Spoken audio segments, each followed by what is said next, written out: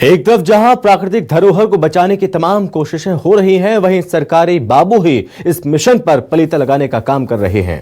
खैरागढ़ के सीमावर्ती इलाकों में अधिकारी और माफियाओं की सांठगांठ से अवैध खनन का खुला खेल चल रहा है और जिसे रोकने वाला कोई नहीं। इस लूट से माफिया मालामाल हो रहे हैं, वहीं ग्रामीण बेहाल हो रहे हैं। ये खास रिपोर्ट देखिए। प्रकृति का दोहन करने का अवैध खेल, खनन माफियाओं के साथ अधिकारियों का मेल, अंधाधुंध खनन से क्रेशर माफिया मालामाल, प्राकृतिक संपदा की लूट से ग्रामीण बेहाल। कहते हैं कि प्रकृति ऐसी धरोहर है जिसे अगर संजो कर नहीं रखा गया तो दुनिया का कोई भी धन इसकी भरपाई नहीं कर सकता। प्रकृति को बचाने के लिए जहां सरकारें तमाम नियम कायदे बना रही हैं, वहीं इसे अमल में लाने वाला प्रशासन माफियाओं से साठगांठ करके इस पर पलीता लगाने पर तुला हुआ है। ताजा मामला छत्तीसगढ़ के खैरागढ़ में देखने को मिला, जहां सीमावर्ती इलाकों में अवैध खनन का खुला खेल चल रहा है। हद तो यह है कि ग्रामीणों की कई बार शिकायत के बाद भी अधिकारी केवल दिखावे के लिए गश्त लगाते हैं। यहाँ पे चूना पत्थर के खनन किया जाता है और इससे बाहरी लोग जो गांव के नहीं हैं वो लोग जमीन लेके गरीबों से, मतलब जो गरीब वर्ग के हैं उन लोगों से कम रकम में जमीन लेके खनन कर रहे हैं। जितना माइनिंग क्षेत्र में आप लोगों ने लीज दिया है उससे भी चौड़ाई में खनन किया जा रहा है।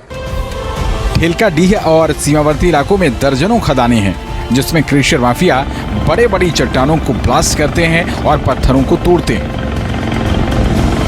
इसका असर इतना खतरनाक हो रहा है कि पत्थरों से निकलने वाली धूल से खेत बंजर हो रहे हैं और वहां का जीवंत वातावरण बंजर हो रहा है।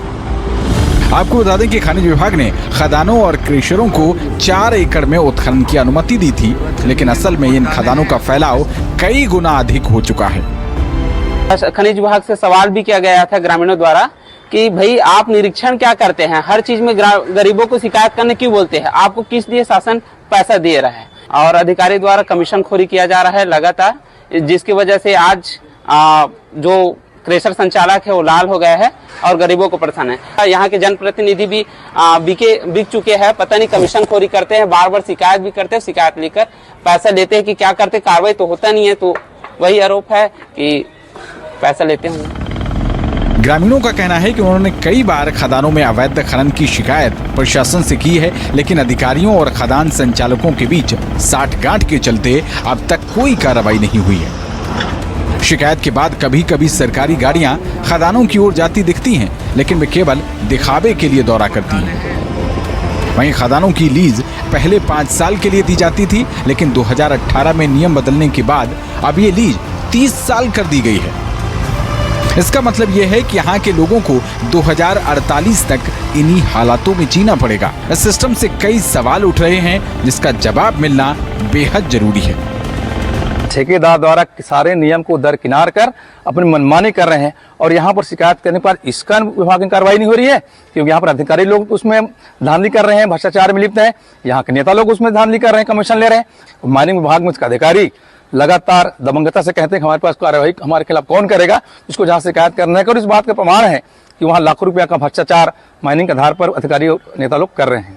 आसपास के खनिज से प्रभावित जो 7-8 गांव हैं, वो उन क्षेत्रों में लंबे समय से खुदाई तो हो रही है और आपके माध्यम से जो मामला संज्ञान में लाया गया है और आपने जैसे कहा और जैसा कि बताया कि अधिक पैमाने पर खुदाई हो रही है, पर्यावरण के नियमों का पालन नहीं किया जा रहा है, तो इसके जो खनिज के अधिकारी हैं और जिलाधीश महोदय हैं, इनसे इस विषय में चर्चा करके और उचित कार्रवाई जहां पर कराई जानी होगी, निश्चित तौर पे उसकी मांग करेंगे।